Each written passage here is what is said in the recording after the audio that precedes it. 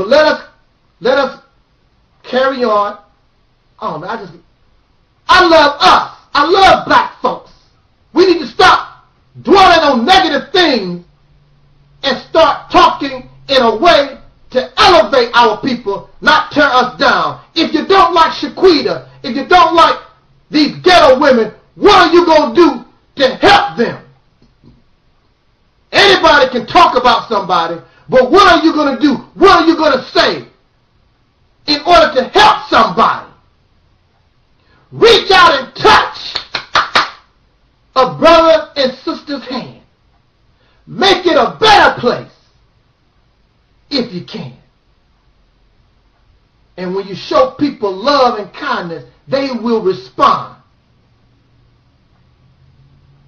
It's very difficult for you to holler and scream and be angry at somebody when they are kind to you, when they are nice to you.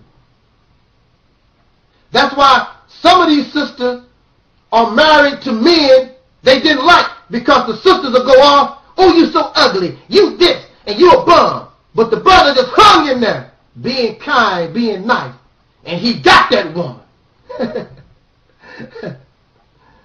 See, we claim we have so much wisdom. Well, let's use it. Now that will springboard me into what I really want to talk to us about. In a rush to get knowledge, you have people, when you go to their homes, there are countless books. All kinds of books. Books everywhere. If you notice, most of the time when you see me, I don't have books. I've read a few. But you don't see, I usually don't put in the background a lot of books. See, this is what we must understand. Why are we striving? Why are we always trying to learn more knowledge, to try to get more wisdom, when we have not mastered what we already know? I'm trying to master and trying to really learn what I already know. If it doesn't make any sense for me to try to learn new things when I have not mastered or really know the old things. And I want y'all to take this into consideration. Remember, in getting your wisdom, it's wonderful to have all these books, but we have to always understand, no matter what you got, this oppressor, this white man, has tainted everything. So since he has tainted, contaminated everything, it will not be good for you if he has touched it. And anything that the oppressor or the enemy gives to you was not designed to make you healthy. It was designed to make you sick and to hinder and stunt your growth. Now, we love the Bible. And we love the Holy Quran. But they are both come from the white man. Prophet Muhammad was a white man. You might say that he was a good white man, whatever. He still was Caucasian. And of course we know that the Bible was given to us by Caucasians. White people, they are the ones who have tainted the world. They have contaminated things.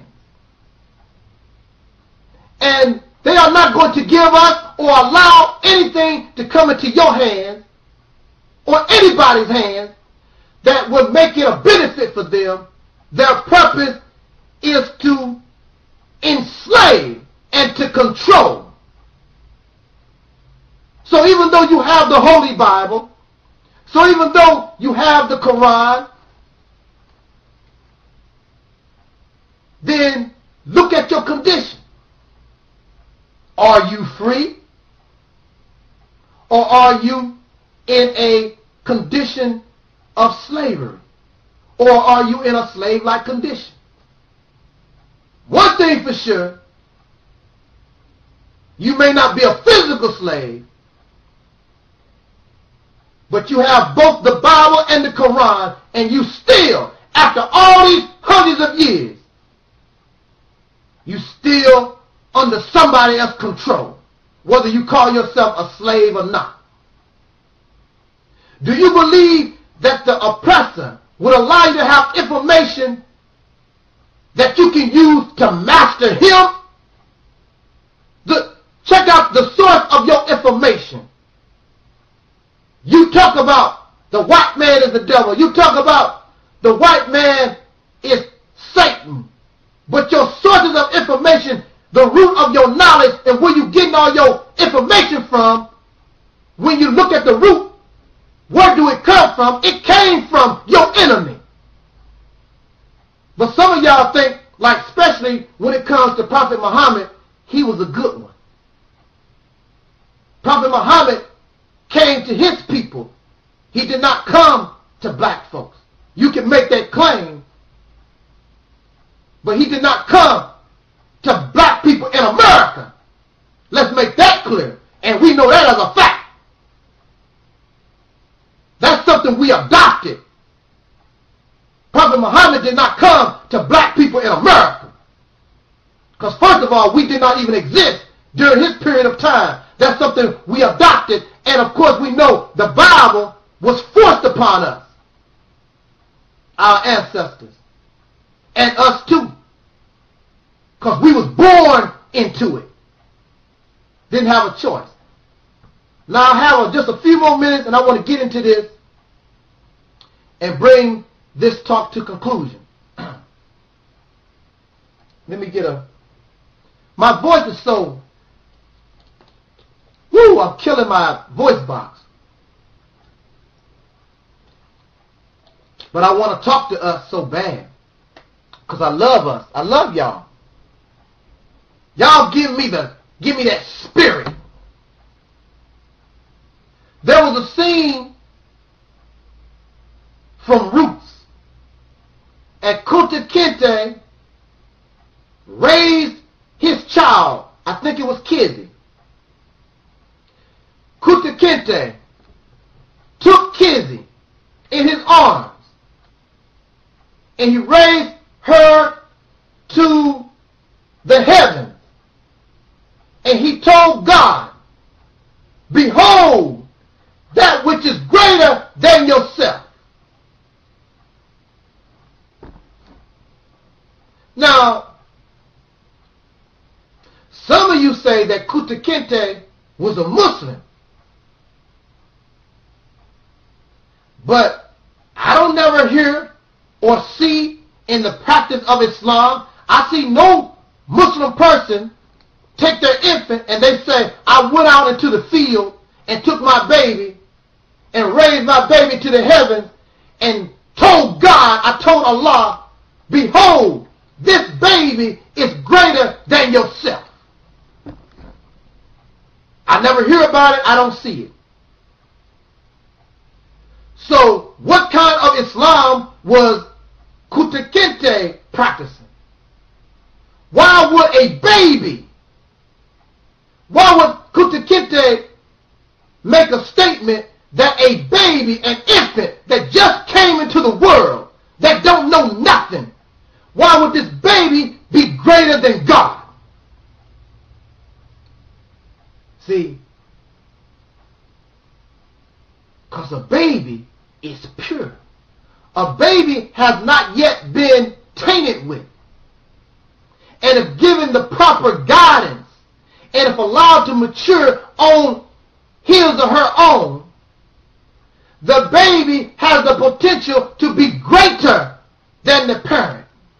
And if God is the parent, and God is God, he or she is the parent of the child, there is no parent that does not want their child to be greater than them. But when we get a hold of these religions, it stops the process of the baby evolving to be greater than the parent, being, behold, that which is greater than yourself. When we get a hold of these religions, it stops the process of becoming better and greater than the parent, greater than God. Then we are taught that we are to worship God or worship the parent instead of becoming greater and better than the parent. So you are stuck in whatever or on the level where your parent was stuck at. You can't go beyond. So here we are in 2011, and you teach the same Islam that was taught 1400 years ago. You teach the same Christianity that was taught 2,000 years ago, and so on and so on, because you're stuck. Because instead of becoming greater than God, greater than Jesus, greater than Moses, greater than Muhammad, you decided to worship them. And you stop your own growing process.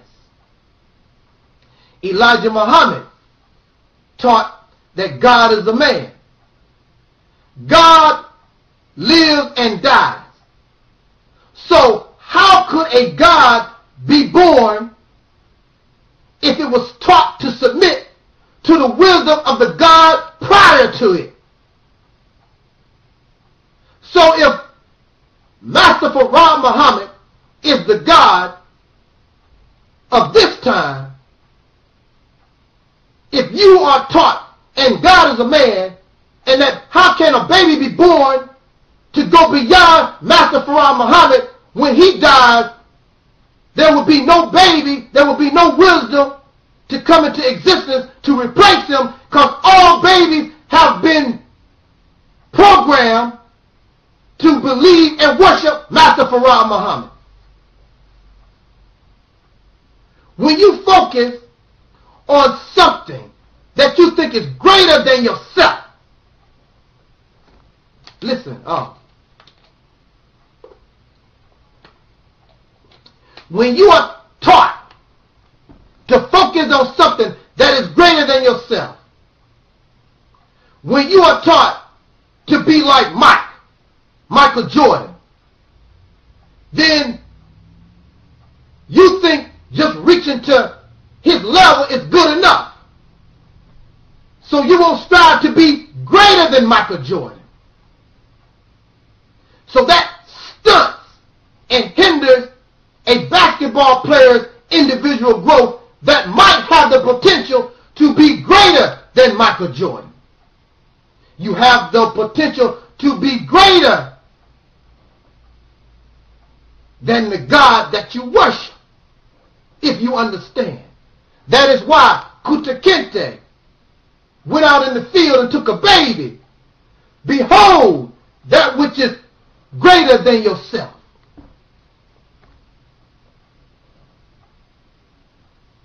Something else I noticed from Kunta Kinte. Now, he was spiritual.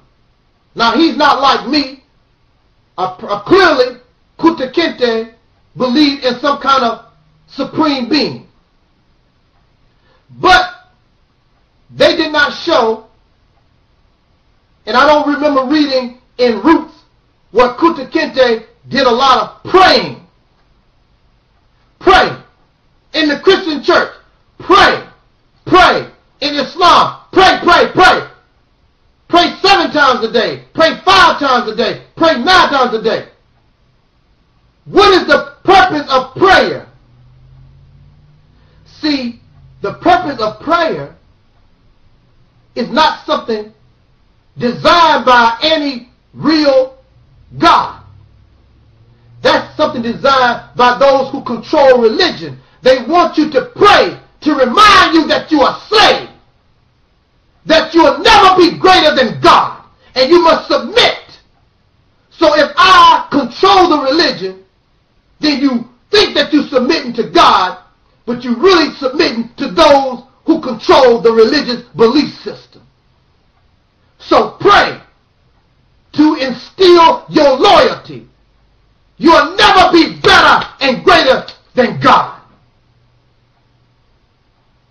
will always be a child. And I hear many Christians and other religious believers, no matter how old they get, and even though you've had your wisdom for thousands and thousands of years, they still say, I'm a child of God. So you'll never grow up. You'll always be a Peter Pan in religion. If your God is really for you, and God is the parent, there is no parent that don't want their children to be better than them. There is no parent that I know of, not a good parent, that wants their children to worship them, submit to them as a slave, a servant. Why would God be a bad parent? Why wouldn't God want the best for you? Why wouldn't God want you to be greater than him or her? Why? Not when you want the best for your children. A good parent always wants their child to be greater and better, smarter, more intelligent than what they were. Behold, that which is greater than yourself. Kuta Kinte's God, knowing that Kuta was a slave, did everything to try to free him.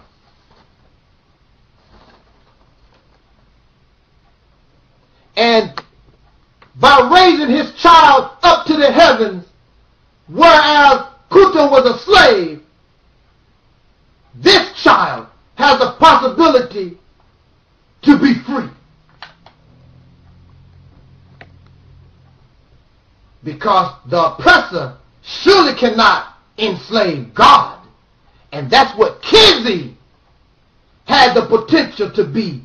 Behold that which is greater than yourself.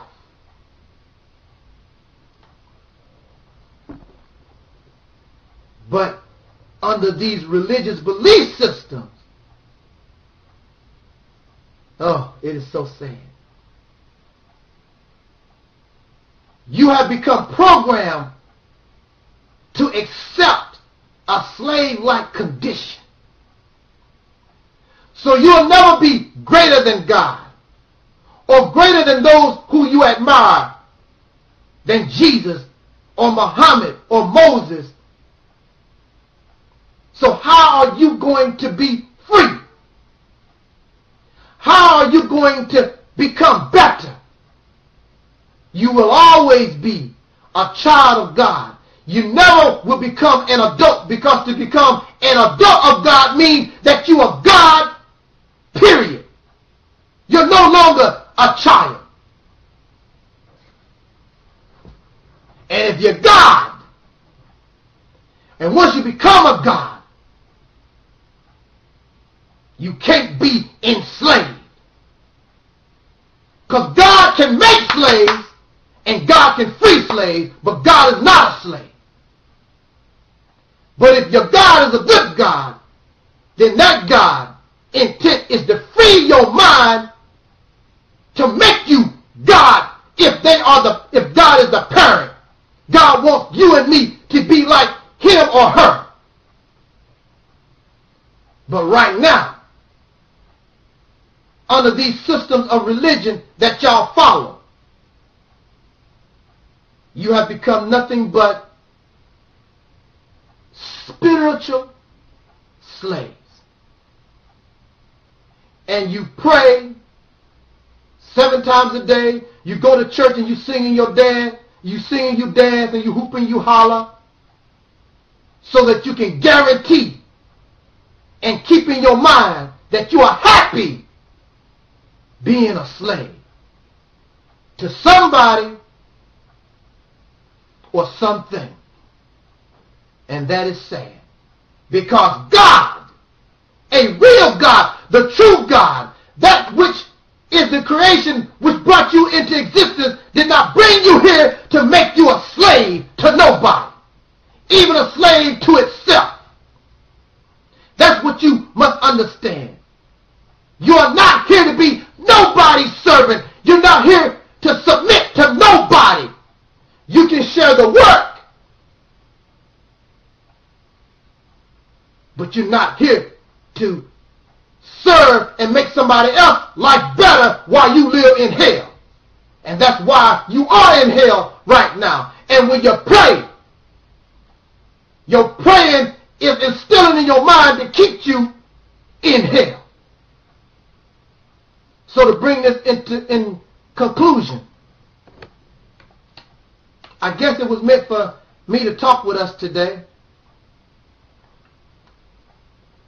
because my voice do hurt, but it's not as bad as I thought it was going to be. I want to say this while we talk about religion, because some of our religions is spooky, mysterious. Y'all call it spiritual. What is, when somebody gets spiritual, what do you mean by that? Because I'm very confused. Because when you look at the word and you break it in half, spiritual, you have spirit, then you have ritual. A ritual of the spirit. What is a spirit? The spirit is the essence, according to the dictionary, is the essence of a dead person. Worship of the dead. Why would the living worship the dead? And the dead has gone into a place of the unknown. Why would you go into a place of the unknown having no idea of what you're doing? Having no idea what you're messing with. So we come up with all this fictional stuff. I get the spirit. The only spirit that I know that black folks really are off into, that you really embrace, is Mogan David, Jack Daniel, Hennessy, liquor. Because you know, liquor is called spirits. That's the only ritual of the spirit, because y'all ritually go to the liquor store and get your beer, get your vodka and your gin and your wine, and that's a ritual. When you get off work, I got to get me a beer. There even is a guy that make videos, and he drive a car. But he still got to stop by the bar to get him a beer. He still got to get his physical spirits. Because God ain't enough. I still got to have my alcohol. Again, showing the hypocrisy in Christianity. But your religion is spooky, because when you are asked to try to explain this spirituality, you really can't. And many people get angry at me because you still act like a Negro to me. I don't see the change in you. I don't see nothing spiritual about you. You still behave like a nigga. You still look like a nigga. You still act like one, and so on and so on. So where is this so-called spirituality that you keep claiming that you have attained? Some of these, because of religion, many of us believe in ghosts, goblins, or whatever. I was asking a fella one time, excuse me, I was asking a fella one time, his grandmother had just passed this life.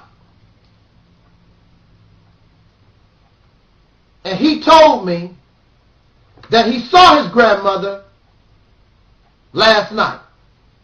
I said, wow. He said his grandmother visited him. He saw his grandmother. So I said, are you sure that was your grandmother? And yes, that was my grandmother. So I said, how do you know? Because his grandmother was wearing this sweater, her favorite sweater, her favorite clothes and whatever. And the spirit looked like his grandmother. So I asked him, that was your grandmother's favorite sweater? And he told me that she bought that sweater from Kmart. So you mean to tell me that your grandmother, there's a Kmart on the other side? Because a spirit don't need clothes at all. So why would this spirit need a sweater? Is it cold on the other side? The spirit got a chill, so this spirit needs a sweater? There's a Kmart and a Walmart in Ghostland, on the other side. Come on now. See, we only use, they say, 10% of our brain. So if we use 10% of our brain, and say for instance these 10 fingers represent our brain, we only use one thumb. So 9 fingers ain't doing nothing. So the 9 fingers that's not doing nothing, since you and me have become spookified, and we are taught about these ghosts and spooks, then the 9%, since I don't have nothing else better to do, this guy really missed his grandmother, let us create the image. And I'm not going to tell you that what you don't see is not real. It's real to you. That's why I know how to think of ghosts and spirits. These ghosts, they make noise. They make the house creak and you can hear them walking. How can you hear a spirit walk when they don't have no weight? And then they walk like they wearing shoes. Come on, people. Come on. But this is what we're taught because of these religious belief systems. Some people say they hear the ghost talk. A spirit does not have vocals, does not have a larynx. It's spirit. So how is it talking? Well, everything is possible when it comes to God. And then you have these people, they chase ghosts. They can conjure up the ghosts. And most times, you can find out that they are frauds. But we want to see our deceased loved ones. We have been taught this spooky and mysterious religion for so long. We know that the fortune tellers and the ghost chasers, we know chances are they are fake. And the preachers, don't let us forget about the preachers, because some preachers, some pastors, they can claim they can talk to dead folks too. We want to believe so bad, we don't care. So the preacher and the ghost chaser and these fortune tellers that can't tell their own damn fortune, you give them your money. Because you want to see your mother again that's passed to the other life, your brother or a pet or whatever, because you miss them so. And so you have these scam artists in religion, ghost chasers and whatever, these scam artists. They'll feed into your loss and take advantage of you so they can make money.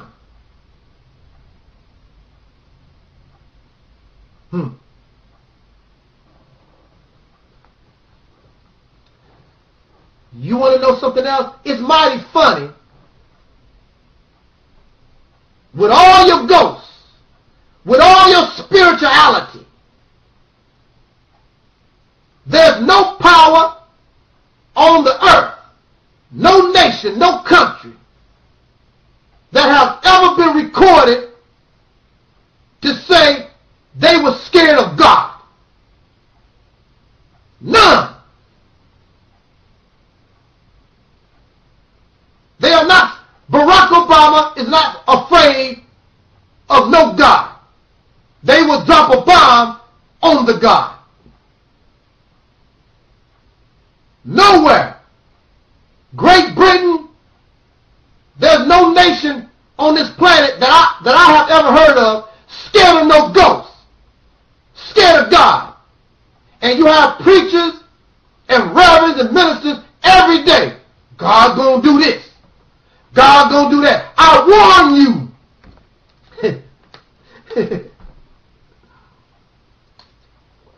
I warn you in the name of God. And the leader of the nation, the leader of the country, just ignore you. They ignore the pastor and the preachers. Because they only deal with reality. And they know that's not reality. They're not worried about God doing a damn thing to them.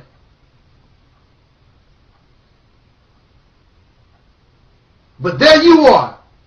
Ooh, the preacher said God gonna do this. Let me tell y'all something.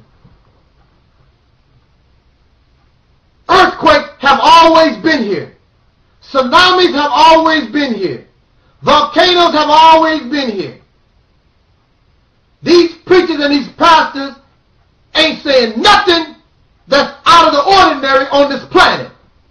And when the earthquake happened, when the tsunami, if you in the way, you good as dead. That's your fault.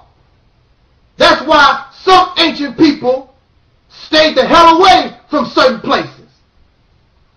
But this is the earth. Let me make this clear. For y'all get caught up in spookism. This is the earth. And within the earth is molten rock that's always moving back and forth. Just like the blood in your body. This planet has like a heart. And it's pumping lava and moving. The planet is alive. Not like we are, but it's alive and moving and changing. So it will, so there's chemicals in the air. So it will throw water back and forth.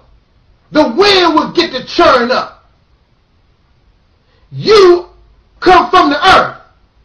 Can you imagine, like if there was tiny bugs on you, which there are tiny bugs on you. How do they feel when you take a bath and you do what you have to do? And that's all the earth is to us. And if you get in the way, you're dead when a pimple bursts out. That's all a volcano is. But now, the threat to the human being was not, for example, in Japan, the threat to the human being itself really wasn't the tsunami, but the man-made poison, the nuclear reactor. Because when they build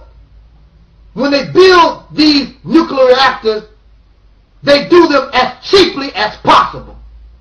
That's the bottom line. Anybody in business would tell you, when we do these things, we build them as cheap as possible so we can line our pockets, so when we get the profits, we can vacation anywhere in the world. We don't give a damn about public safety and blah, blah, blah. Because they knew where they built this nuclear reactor, they knew that there was a possibility of earthquake and tsunamis. They did just enough to get over. And so now the Japanese people are being poisoned.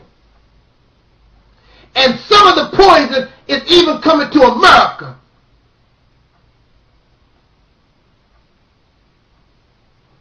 Evil exists because good people do nothing. And because many of y'all good people, you're ignorant. We allow these people to risk our lives so they can make money. And then these same fools that's doing this, they will be poisoned by nuclear radiation, because once it get out, you can't control it. So the rich, greedy ass people, you will die from nuclear radiation, and the poor. So I hope that you enjoy your short life being greedy and selfish. These religions are so spookified, and there's nothing spooky about it. Has nothing to do with the punishment of America, because if America is to be punished, then people should do it. But because of natural disaster, and some of these that look like natural disasters might not be natural, because you have those in government experimenting with these weapons that can manipulate and cause earthquakes and tornadoes and snow and whatever, because they're trying to control the weather and use the weather as a weapon against their enemies. You do know that, right? You ever heard of HARP or whatever they call it, HARP? These are weapons that the government and governments are involved in, trying to control the weather, to use the weather as a weapon. What's more devastating than an earthquake? And then you can't trace an earthquake. So the United States can cause an earthquake in Japan, but it will look like a natural disaster.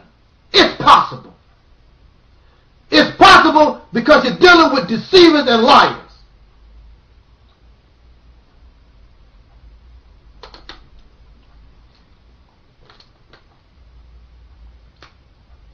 What I liked about the Nation of Islam, the teachings of the Honorable Elijah Muhammad, was that his teachings was more real. And it took us away from all that spookism, all that so-called spirituality. But now, when I look at the Nation of Islam now, they look just like a church.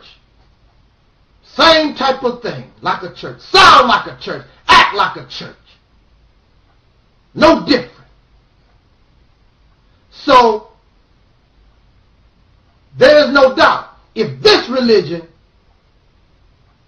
has gone backwards when it was bringing us into our reality, but now it's gone backwards to bring us into spirituality, spookism, this mysterious stuff, then I know for a fact religion is over.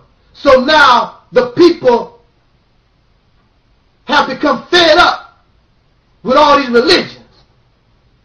And slowly but surely, regardless the color, regardless the race, regardless the gender, regardless to religious belief, they are seeking something to bring them into reality, because they know all this is too much funk, spooky stuff. So now the masses of the people, they don't want no more I believe, I think. They now want some facts of that, so that which or that which brings them as close to facts as possible. They want to know. They don't want to believe. They want to know. Because they live, it's very difficult to get facts when you live in a world of deceivers and manipulators who hide or contaminate information to suit their personal agendas, of which is usually creating slaves. And I don't want you to be no slave. I want you to be free. Once and for all. No slave to no God, no man, no nothing. This is your life. It's time for you to enjoy it. The real God, that which brought you into existence, did not bring you here to serve nobody, even itself. There's no animals or other life form brought into the world that is enslaved to something. That's something that happens by force outside of the creation. There's no natural slave. The slave is unnatural. So when you decide to submit and worship and bow down to that other than yourself, and your life benefits others, and this life does not benefit you, then you become a slave, and a slave is an unnatural behavior. That's why they want you to pray. Pray, pray, pray. Remember, you're a servant. Remember, you're a slave. Don't forget. So remind yourself when you get up in the morning. Remind yourself when you go to sleep. Remind yourself and sing songs and let's dance. I'm happy to be a slave. Your God, the parent, your real parent, that which the essence which brought you into existence, is talking to you right now because you know it in your heart. I'm not telling you nothing new. Everything that I bring to us is not nothing new. It's right here if you stop being a damn slave to somebody and be free. That's why you know that what I'm telling us is true. I don't want to convert you to nothing. I want you to be free once and for all. And once you free yourself, it frees your babies. And you think that the human being has accomplished so many wonderful things right now.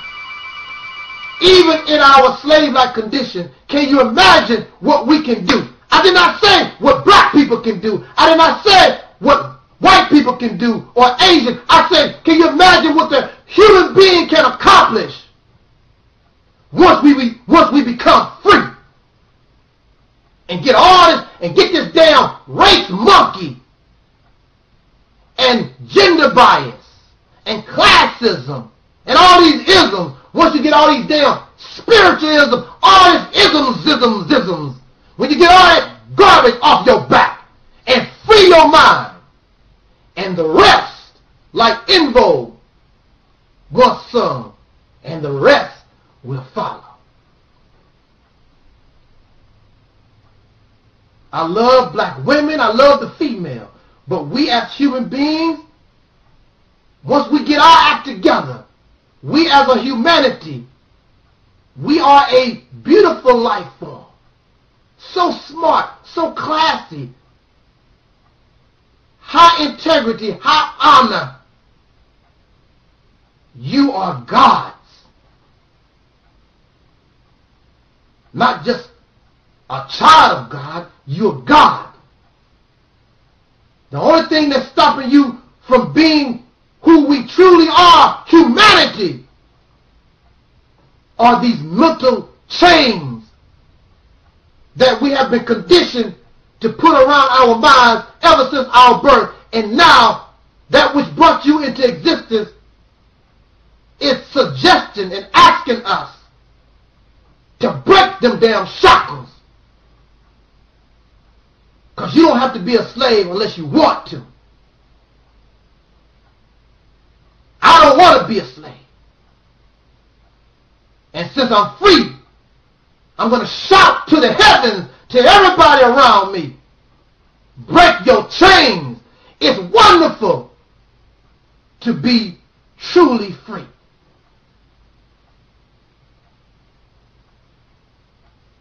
You just don't know how good it will feel. Get rid of these chains, and you will see. And if you don't want to get rid of the chains, just do an experiment. Leave all this spirituality, religion, and all this other stuff that we clog our minds up with. Leave it alone just for a month and live your life and be free. And you will see that things will be better. And just embrace what we call morality and live your life. And you will see that things will be much, much easier, and there will be no change. And there will be no arguing, because there won't be no religion to argue over. There won't be no, I'm a man and men do this. There will be no gender bias. You don't have to argue about over no money because I got more money. All those different things. Break all of it. And just be human.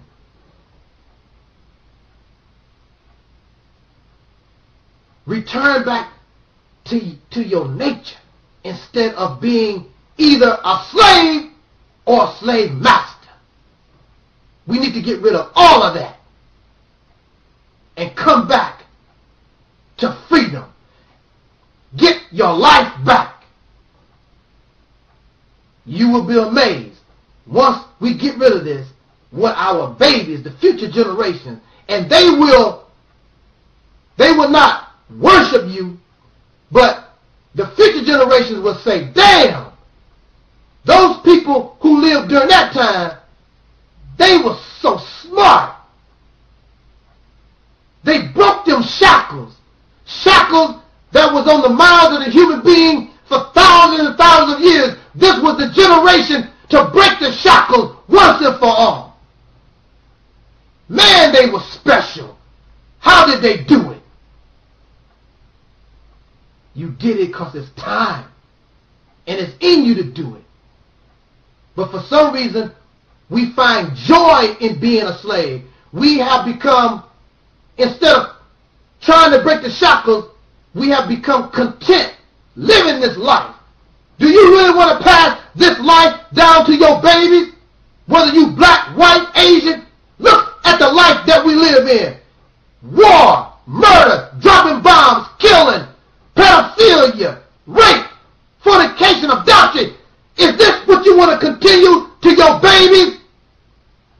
They'll never be able to attain nothing except be savage animals.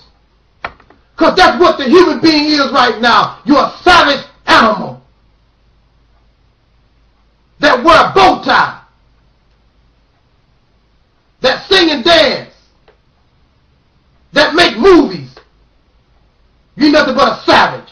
And the movies and the dancing, when you look at all of it, it reflects a savage. There's nothing intelligent about none of it. Killers and murderers. Greedy, selfish, arrogant, envious, jealous. Is this the type of lifestyle and mentality that you want to continue to pass down to your babies? If that's true, that's why I always say God should destroy all of us and be done. Because we are doing our future generations a disservice to pass this madness to future generations, regardless of color. Because there's nothing happy in America or Europe or Africa. There ain't no damn happiness for nobody nowhere. That's why you got a trip on having some money, and even when you have money, you are not happy. Ask the people with money how happy they are. Having some money don't make you happy. Ask the people that got money, that have money, how happy they really are. It's not about money. Money ain't solving this problem. It's about being human again. because of slavery, because of religion, because of politics, because of all these isms, they have made us savage and taken our humanity away. So let us begin to seek back our humanity, and the first step is to be open and honest and realize we got a problem. But some of us, just like in Alcoholics Anonymous, we don't want to admit we are alcoholic. We don't want to admit we are drunk. But that's what we are. But as soon as you can admit that you got a problem, then we can deal with the alcoholism. You have to admit that you have a problem. And you do. Regardless of color. Somebody's problem might be worse than another, but everybody that call themselves human, you got a problem. And the problem is, you're not human. You have been turned into savages. There's nobody civilized on the planet. And if there are civilized human beings, we don't know nothing about them. And when we do find them, we'll turn them into savages. So that defeats the purpose of learning what civilization really is. The best religion, the best politics is to treat a person like you want to be treated. You don't want to be raped. You don't want to be shot. You don't want food to be held away from you. So why would you do that to somebody else? And that's all that it's about. We need to, if you want to pray, then pray to get your humanity back. You want to pray, pray to be human. You want to pray to get these shackles that we all know that is keeping us in a slave-like condition to be broken.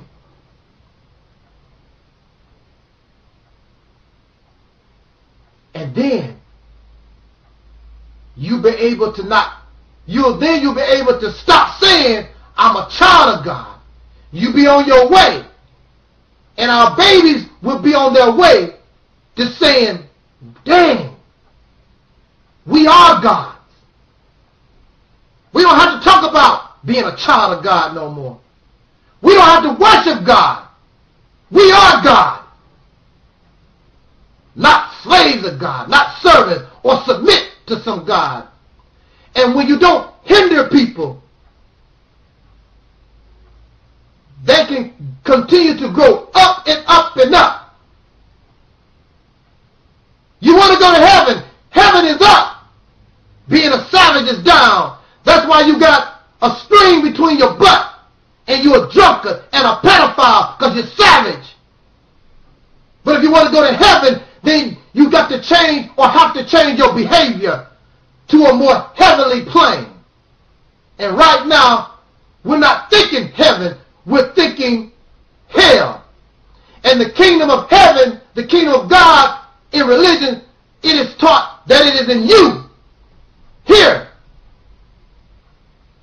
But your mind is filled with hell, so your hands build hell. But as soon as your mind becomes in a heavenly state, then your hands will build the heaven, and you don't have to believe in it no more. You'll be living in it because your hands built it, and your behavior reflects it. You don't have to guess and think and believe about it. Be about it. It's your reality. And that's what this ministry is about, bringing all this into our reality. So you don't have to believe in God. You will be God. You don't have to believe in going to heaven. You'll be living in it. It's wonderful for it to be real. Thank you for listening. This is your brother Taalik Ibn'rad. I love you. I love us. All of us. Because if humanity if humanity will embrace what the human being really is, this, the way we're living now, is not us. It is unnatural. Know yourself. Know who you are. And it's right here. Just let some of this garbage in your mind go. And let the creation talk to you. Raise your baby in the air to the heavens. Behold, one that is greater than yourself. And the creation, that which brought you into existence, will give you your answers. This is the beginning. This is the kindergarten stage. What I'm telling you right now. And it is, you'll be on your way to heaven on earth. Thank you for listening. This is your brother Taalik Ibn'rad. This was. Thanks for your subscriptions, your views, your help. Think for yourself, brothers and sisters, people. This was, and is, the Reality's Temple.